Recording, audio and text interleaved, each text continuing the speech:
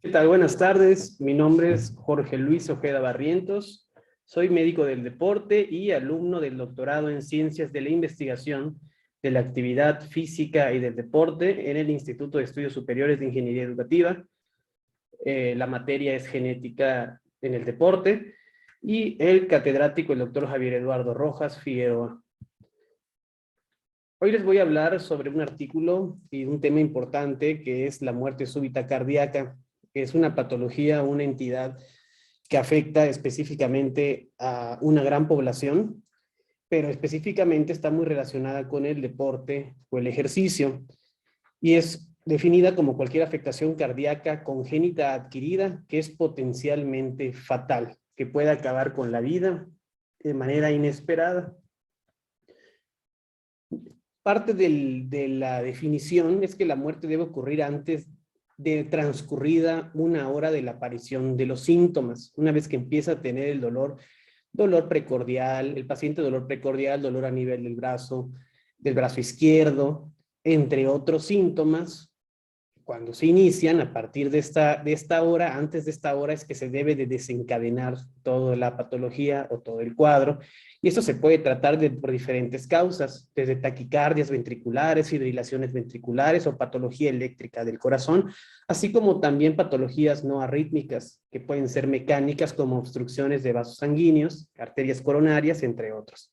Específicamente en el deporte se define a la muerte súbita cardíaca del deportista como aquel evento que se presenta hasta una hora posterior a haber finalizado la práctica del ejercicio o del deporte. Sin embargo, nuevos consensos en todo el mundo han determinado que la muerte o el concepto de muerte súbita cardíaca en el deportista se puede dar hasta 24 horas después de haber realizado la práctica del ejercicio. O sea, puede ser durante el ejercicio o hasta 24 horas después, independientemente que la definición previa hablaba de hasta una hora posterior a la misma. La muerte súbita cardíaca es un problema de salud pública debido a que afecta a millones de personas a través de todo el mundo. 17 millones de personas mueren normalmente al año, que esto corresponde al 25% de la población que presentan algún tipo de patología.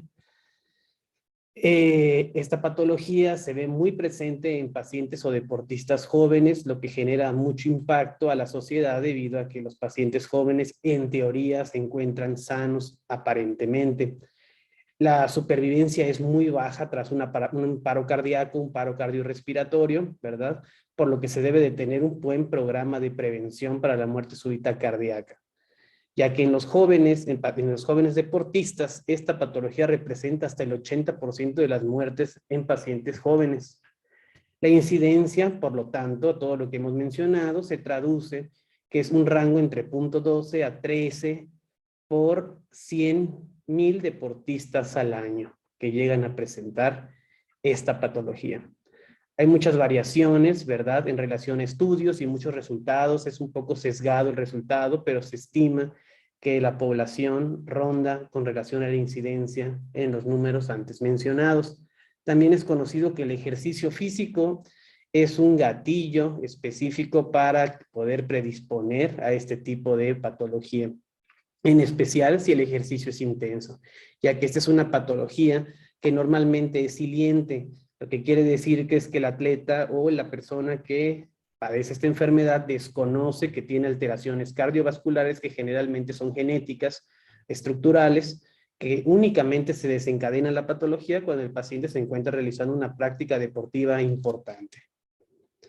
La muerte súbita del deportista, como ya habíamos mencionado, genera alteraciones o consecuencias devastadoras en toda la familia, repito, porque se espera que un paciente joven no padezca ninguna patología y mucho menos cardíaca. Entonces, genera una gran controversia en todo el impacto social que puede llegar a generar. Además de que en la actualidad sabemos que conforme un paciente o un atleta cada vez su práctica deportiva es de más alto rendimiento, esta línea entre la salud y la enfermedad se hace más corta y puede llevar a desencadenar patologías mortales como esta. Este artículo hace referencia a un estudio de investigación, a un metaanálisis, donde se analizaron bases de datos, libros electrónicos, revistas y demás, para poder generar un resultado o un consenso con relación importantemente hacia la prevención para evitar que padezcan este tipo de enfermedades. La fisiopatología, como ya mencionamos, el 90% de las personas, de las personas que padecen esta patología están relacionadas con el deporte, ¿sí? Y son personas que tienen la patología de manera siliente, que no la han presentado. El ejercicio físico es el principal desencadenante. En el caso de los ejercicios de resistencia o de fuerza, pueden generar cambios hemodinámicos inmediatamente, lo que pueden generar la desencadenación de afectaciones eléctricas del mismo. En el caso del ejercicio dinámico, esto es importante mencionar porque el ejercicio dinámico, que es de predominancia aeróbica, puede generar crecimientos excéntricos de las paredes ventriculares, lo que pueden desencadenar alteraciones eléctricas y generar arritmias en el corazón.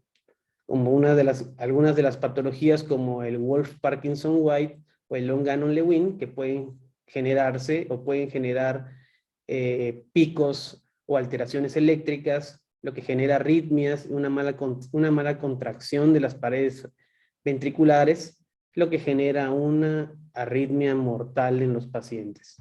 En el caso del ejercicio estático, a diferencia del dinámico o de hipertrofia, puede generar aumento de las paredes concéntricas del corazón y también esto afecta con relación al gasto cardíaco.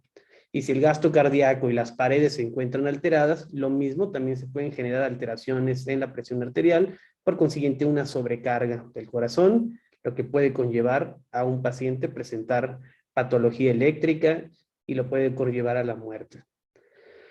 La muerte súbita cardíaca durante la práctica deportiva ocurre en presencia de estos cambios agudos. Es por cambios agudos que desencadena el ejercicio físico y lo que puede desencadenar un paro cardiorrespiratorio. Y el paro cardiorrespiratorio es el que tiene una muy alta, baja posibilidad de recuperación si no hacemos o si no tenemos algunos puntos como para prevenirlo. Y entre ellos se mencionarán más adelante. Los deportistas mayores a 35 años generalmente no se producen por alteraciones eléctricas, sino por una falta de irrigación sanguínea. Una de ellas es por una estenosis coronaria, que es donde se encuentra un vaso sanguíneo disminuido su luz, el flujo sanguíneo pasa en muy baja cantidad y el ejercicio físico puede generar un reflejo de vasoconstricción en estos vasos y por lo tanto una dificultad para la oxigenación del miocardio y por consiguiente un infarto agudo al miocardio.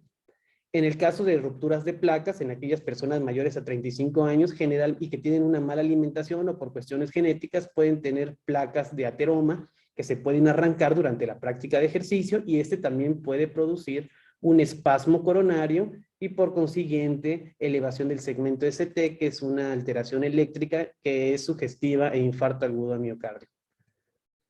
Factores de riesgo en caso de personas menores a 35 años, pues es una enfermedad eléctrica la que generalmente conlleva la muerte del paciente o la desencadenación de la patología. En mayores de 35 años es por una enfermedad arterial coronaria, que quiere decir que genera una hipoxia por un reflejo de los vasos sanguíneos. Tenemos diferentes patologías que pueden estar relacionadas a este tipo de enfermedad de la muerte súbita cardíaca, como cardiomiopatías, síndromes, como el caso del síndrome de Marfan, que es una alteración del colágeno a nivel de corazón y de otras estructuras del cuerpo, enfermedades vasculares, otras enfermedades congénitas, enfermedades como las canalopatías, como es el caso del síndrome de Cute largo, o síndromes de Brugada, el Wolff-Parkinson-White, entre otros. La prevención es importante para poder evitar que el paciente llegue a la muerte. ¿Y qué debemos de tener? Tener un diagnóstico precoz. Es importante hacer un cribado predeportivo, hacer un screening, que más adelante hablaremos específicamente de ello, además de tener desfibriladores automatizados en todos los centros, parques y lugares donde se realice ejercicio físico para poder atender de manera inmediata a los atletas, además de poder realizar reanimación cardiorrespiratoria. Es importante en algunos casos realizar pruebas de esfuerzo para determinar patología eléctrica del corazón que solo se presenta durante la práctica deportiva, ¿verdad? Y realizar el cribado precompetitivo, que incluye conocer antecedentes personales de los atletas o de las personas que van a realizar ejercicio, hacer un examen físico exhaustivo, escuchando, haciendo auscultación y haciendo algunas pruebas como los electrocardiogramas, las pruebas de esfuerzo, así como ecocardiogramas para conocer cómo se encuentra nuestro corazón. Los americanos, el American Heart Association, habla sobre realizar 12 puntos, y son 12 puntos relacionados a historias familiares y antecedentes personales que nos permitirán conocer cómo se encuentra nuestro paciente, así como una exploración física. Algo que llama la atención en los americanos es que ellos no incluyen el electrocardiograma, y esto lo justifican debido a que el costo-beneficio pues no es aceptable. Sin embargo, pues en lo particular yo considero lo contrario.